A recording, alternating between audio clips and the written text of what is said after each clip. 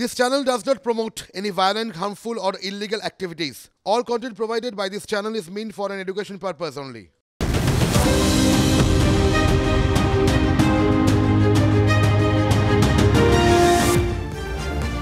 ফিরে এলাম বিরতির পর। দেখছেন সাথে সেরা, শুভজিতের সঙ্গে আমি Rumela. Smartphone, smart watch, hifi computer, high speed internet ব্যবহার করলেই তো হলো না। আমার আপনার জীবনের গতি বাড়াতে পথের গুরুত্ব, রাস্তার গুরুত্ব সবচেয়ে বেশি, অথচ সেই পথে তো মসৃণ নয়। দেখুন, কলকাতা থেকে জেলা কঙ্কালসার রাস্তার হাল ফেরাতে গত বছর একটি প্রকল্প চালু করেছে রাজ্য, পথশ্রী। সে এক বিশাল কর্মযজ্ঞ, আর সেখানেই বিতর্ক। আগুনে বারবার ঘিও পড়েছে এই পথকে কেন্দ্র করে। কারণ আজ রাস্তা তৈরি হলে এক সপ্তাহ পর দেখা যাচ্ছে সেই রাস্তার পিচে হাত দিলেই সে পিচ উঠে আসছে। আর সেই ছবি আমরা আপনাদের বহুবার দেখিয়েছি। মালদার প্রত্যন্ত গ্রামের রাস্তা তৈরিতেও বেনিয়মের অভিযোগ উঠেছে। কিন্তু প্রশ্ন হলো, এরকম হাল কেন? উত্তরে ঠিকাদার যা বললেন তাতে প্রশাসন অস্বস্তিতে পড়তে বাধ্য। শোনাব। 22টা জেলার 30,000 গ্রামের রাস্তায় কাজ করা হবে। রাজ্যের সবকটা গ্রাম পঞ্চায়েতে প্রায় 9,000টি রাস্তা নির্মাণ হবে, পুনর্নির্মাণ করা হবে, যা 12,000 কিলোমিটারের বেশি। 22 জেলায় বেহাল রাস্তার হাল ফেরাতে গত বছর আন্দোলনের জমি সিঙ্গুর থেকে পথশ্রী প্রকল্পের সূচনা করেছিলেন মুখ্যমন্ত্রী। সেই রাস্তা নিয়ে এখন যত ক্ষোভ বিক্ষোভ। আমরা ভালো রাস্তা চাই, আমরা দুর্নীতির রাস্তা চাই না। আমাদেরকে যেটা বলা হয়েছিল আমাদের কাছে সেটা করা হয়নি। আমাদের রাস্তা দুর্নীতির রাস্তা। দুর্নীতির রাস্তার বিরুদ্ধে যখন স্লোগান দিচ্ছেন গ্রামবাসীরা, তখন ঠিকাদারের মুখে আবার কাঠমানির তত্ত্ব। গ্রামের লোক কয়েকজন আছে, দাদাগিরি, টাকা ছাড়া কাজ করে দিবে না।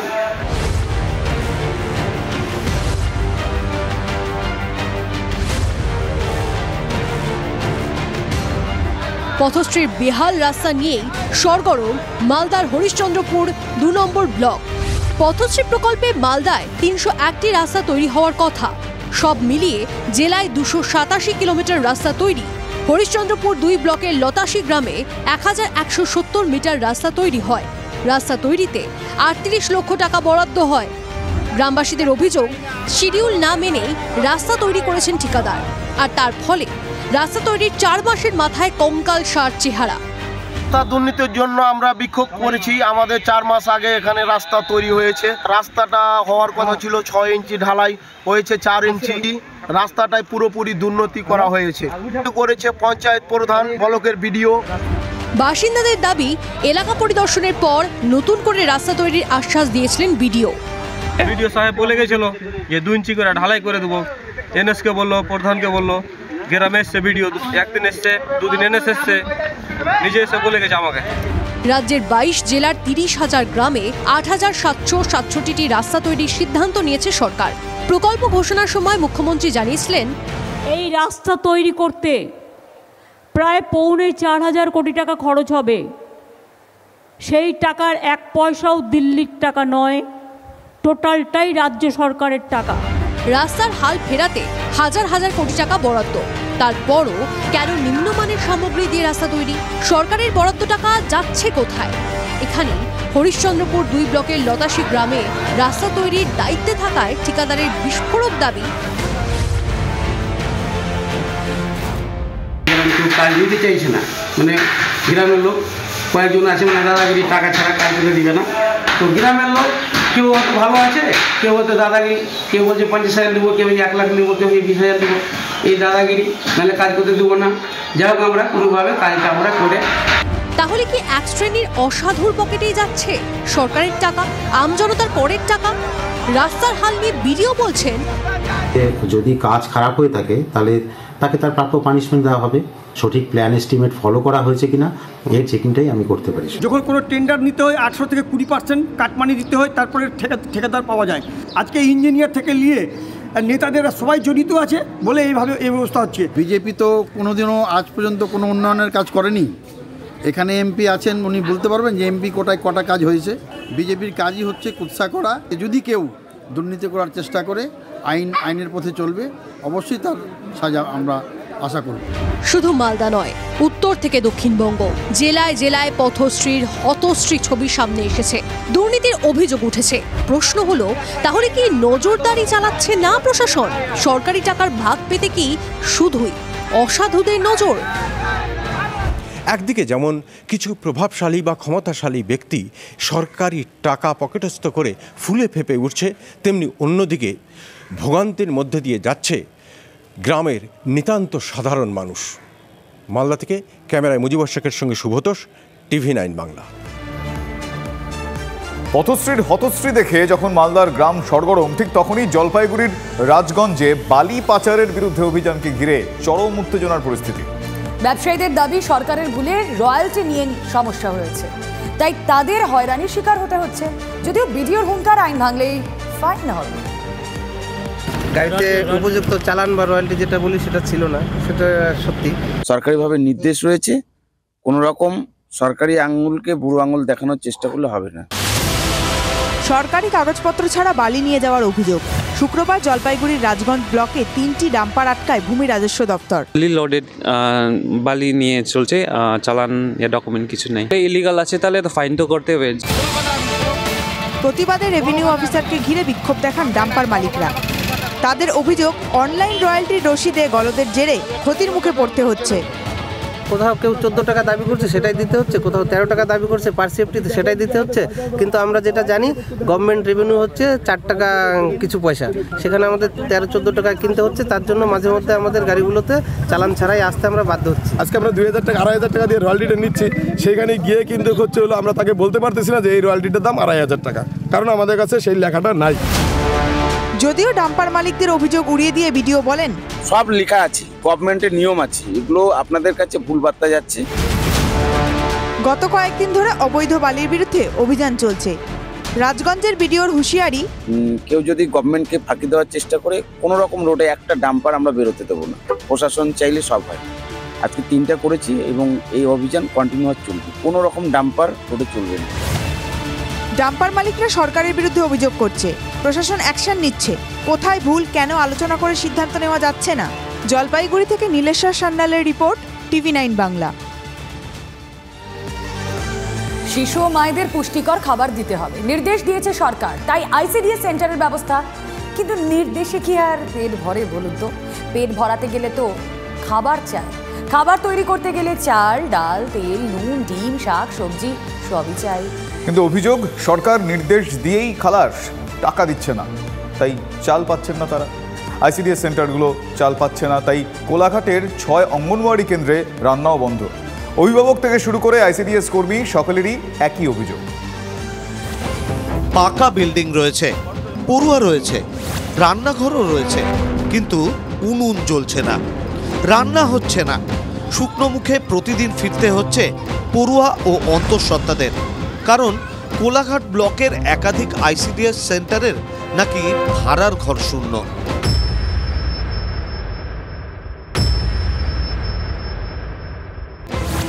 পঠন পাঠনের পাশাপাশি শিশু ও অন্তঃসত্ত্বার মুখে সুষম আহার তুলে দিতেই অঙ্গনওয়াড়ি কেন্দ্রের ব্যবস্থা। কিন্তু আহার কি মিলছে? পূর্ব মেদিনীপুরে কোলাঘাট ব্লকের সিদ্ধা 2 পঞ্চায়েত। পঞ্চায়েতের 6টি ICDS কেন্দ্রে রান্না বন্ধ। কর্মীদের দাবি, সেন্টারে চাল নেই। তাই কাটামনি, গোপালনগর, দেহাটি, ধুলিয়ারা, গুড়চাকলিতে ICDS এর রান্নাঘরে তালা। অভিভাবকদের অভিযোগ, গত শুক্রবার থেকে অঙ্গনওয়াড়িতে খাবার দেওয়া হচ্ছে না। শুক্রবার থেকে খাবার বন্ধ আছে। হ্যাঁ, চাল নেই। দিদিমণিকে বলেছিলেন? হ্যাঁ, দিদিমণি তো শুক্রবার, শনিবার, সোমবার পর্যন্ত আসছি, বলে তুমি প্রত্যেক দিন আসতিছ। আমরা বলছি চাল আইলে পাবে, নচেত পাবে না। প্রতিবাদে শুক্রবার ICDS সেন্টারে বিক্ষোভ দেখান এলাকাবাসী। তাদের আরও অভিযোগ, খাবার বানানো হয় না ভালো করে, আর এখন শুক্রবার থেকে খাবারও বন্ধ। কখনো সবজি দেওয়া হচ্ছে না, ডিম ভালো করে সেদ্ধ হয় না, অনেক অসুবিধা। তাহলে তো সে ঝগড়া করছে, মুখ করছে, উল্টোপাল্টা বলছে। আমরা চাই যে বাচ্চারা ভালোভাবে শিক্ষা পাক, ভালোভাবে খাবার পাক। বাচ্চারা স্কুলটা তো শিক্ষা পাওয়ার জন্য, এটা যেমন সমাধান হয় একটা। সেন্টারে যে চাল নেই সে কথা জানিয়েছেন রাঁধুনিও। সেটা দেখো আমি বলতে পারবো না, সেটা দিদিমণি চাল যাই হোক সবজি টবজি সে তার দিয়ে যায়, সব কিছু ডিম ফিমও সে তার বের করে দিয়ে। আপনি জিজ্ঞেস করবেন যে কেন চাল নেই? জিজ্ঞেস করছি, সে বললো চাল নেই, শেষ হয়ে গেছে। এবার আমি কি করে জানবো? স্কুলে পড়ুয়ারা এসেছিল, অভিভাবকরাও ছিলেন, কিন্তু এদিন শিক্ষককে দেখতে পাওয়া যায়নি। কোলাঘাট ব্লকের বিজেপি নেতা শিবু প্রামাণিকের অভিযোগ যে সিদ্ধার্থ অঞ্চলের টোটাল 6খানা আইসিডিএসে খাবার হচ্ছে না, এবং এই বিষয় নিয়ে আমি বিডিও সাহেবের সঙ্গে গতকাল আলোচনা করেছি 35 মিনিট। অবস্থাতে আমি এর তীব্র প্রতিবাদ জানাচ্ছি। কেন্দ্র সরকারের দেওয়া এই সমস্ত শিশুদের পুষ্টিকর খাদ্য যাতে শিশুরা শিক্ষালয়ে যায়, কিন্তু সেখান থেকে সমস্ত শিশুরা বঞ্চিত হচ্ছে। দেখুন, এই দায়টা তো সম্পূর্ণ নিতে হবে, এখানে সমষ্টি অনেক আধিকারিক আছেন, ওনাকে দায় নিতে হবে, এবং আইসিডিএস এর দপ্তর আছে, ওনাদেরকে দায় নিতে হবে। TV9 বাংলার কাছে আইসিডিএস সেন্টারে খাদ্য সামগ্রীর অভাবের কথা জানতে পেরে পঞ্চায়েত সমিতির সভাপতির আশ্বাস, যারা আইসিডিএস কর্মী আছে ওনাদের অন্তপক্ষে প্রধান বা আমাকে জানানো উচিত ছিল যে খাদ্য সরবরাহ করা হচ্ছে না। তারপর আমি যখন জানলাম চটজলদি আমি প্রধানকে ফোন করেছি এবং প্রধান এ বিষয়ে ব্যবস্থা নিচ্ছেন। আর আমিও পাশাপাশি সিডিপিওকে বলেছি আগামীকাল থেকে যাতে খাদ্য সরবরাহ করা যায়। শুধু কোলাঘাটে কিন্তু নয়, জেলায় জেলায় অঙ্গনওয়াড়ি নিয়ে ক্ষোভ বিক্ষোভ চলছেই। শুধু অভিভাবকরাই নন, সরকারের বিরুদ্ধে বাজার করার টাকাটুকুও না দেওয়ার অভিযোগে বৃহস্পতিবার কাটোয়ায় বিক্ষোভ দেখান আইসিডিএস সেন্টারের কর্মীরা। তাদের বিস্ফোরক অভিযোগ ছিল, বাধা দিয়ে আমরা মানে বাচ্চাদের জন্য বা গর্ভবতী মা প্রসূতি মাদের জন্য যে ডিম বরাদ্দ বা বাজারের যে সবজি সেগুলো সব কিন্তু আমরা আমাদের নিজেদের গয়না বাধা দিয়ে আমরা কিন্তু কিনছি। গয়না ছাড়াবো, এখন আমাদের কোনো উপায় নেই, আমাদের গয়না চলে যাবে, কিছুই করার নেই আমাদের এই মুহূর্তে। প্রশ্ন হলো, সরকার কি সত্যিই চাল দিচ্ছে না? না দিলে কেন দিচ্ছে না? যদি দিয়ে থাকে তাহলে সেই চাল যাচ্ছে কোথায়? শুকনো মুখে প্রশ্ন করছে এই কচিকাচারা। কনিষ্ক মাইতির রিপোর্ট, TV9 বাংলা। পতাকা লাগানোকে কেন্দ্র করে দ্বন্দ্ব, আর তারপরেই রক্তাক্ত। আইএসএফ ও তৃণমূলের সংঘর্ষে ফের উত্তপ্ত ভাঙড়।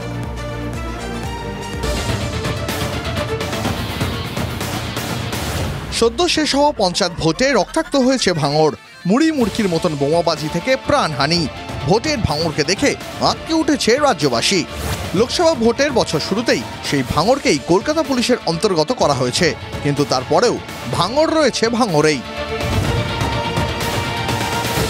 দলীয় পতাকা লাগানোকে কেন্দ্র করে তৃণমূল আইএসএফ বিবাদ, আর তার জেরেই ফের রক্তাক্ত ভাঙড়। জানা গেছে শুক্রবার ভাঙড়ের খড়গাছি এলাকায় পতাকা লাগাচ্ছিলেন আইএসএফ কর্মীরা। সেই সময় তাদের ওপর চড়া হওয়ার অভিযোগ তৃণমূলের বিরুদ্ধে। আমার স্বামী হাবিবুল মোল্লা, উনি ওই ভাইজানের একটা ফ্ল্যাগ মারতে গিয়েছিল, ওখানে গিয়ে কিন্তু হাতাহাতি হয়েছে। হাতাহাতি হওয়ার পরেও আমার ওখান থেকে বাড়ি আসছি, আসার পরে ওরা ফের বাড়ি বয়ে বেড়াচ্ছিল, সবাই এসে মারতে এসেছে। রাস্তার সংঘর্ষ পৌঁছে যায় বাড়ির উঠোনেও। আইএসএফ কর্মীদের অভিযোগ, তাদের বাড়িতে যথেচ্ছ ভাঙচুর মারধর করেন তৃণমূল কর্মীরা। আমরা ঠেকাচ্ছি, আমার গোলা টিপে ধরেছে, গোলা টিপে ধরে আমারও মেরেছে।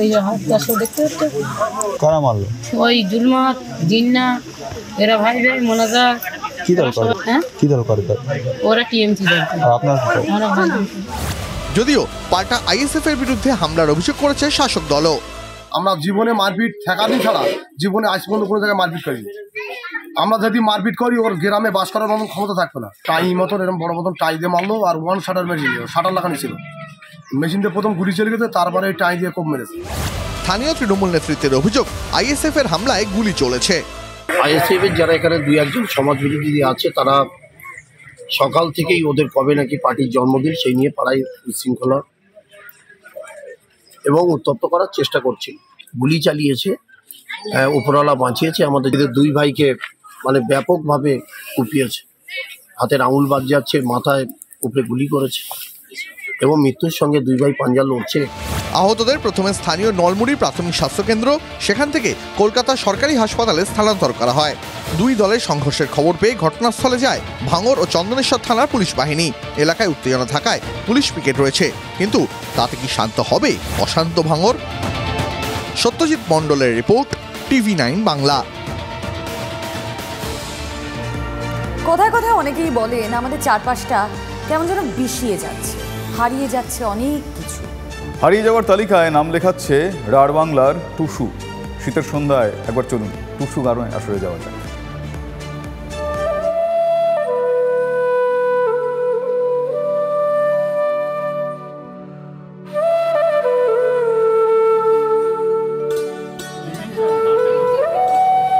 পৌষের সন্ধ্যায় একটা মাটির খোলায় ধানের তুষ ভরে তা সাজানো হয় গাঁদা ফুল দিয়ে।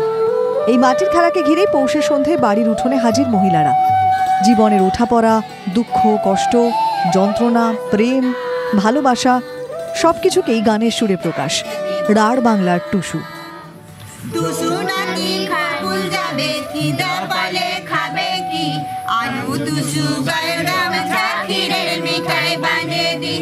একটা সময় ছিল যখন শীতের সন্ধ্যায় প্রতিটি ঘর থেকে ভেসে আসতো টুসুর সুর, কিন্তু এখন আর সেই দিন নেই। রাঢ় বাংলার নিজস্ব ঘরানার লোকসংস্কৃতি টুসুর চর্চা আজ কমতে কমতে কার্যত শূন্যে এসে দাঁড়িয়েছে।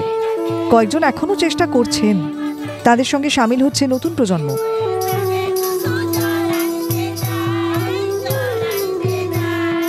শুরু করলেও সঙ্গী পাই না, সবাই কর্মব্যস্ত থাকে।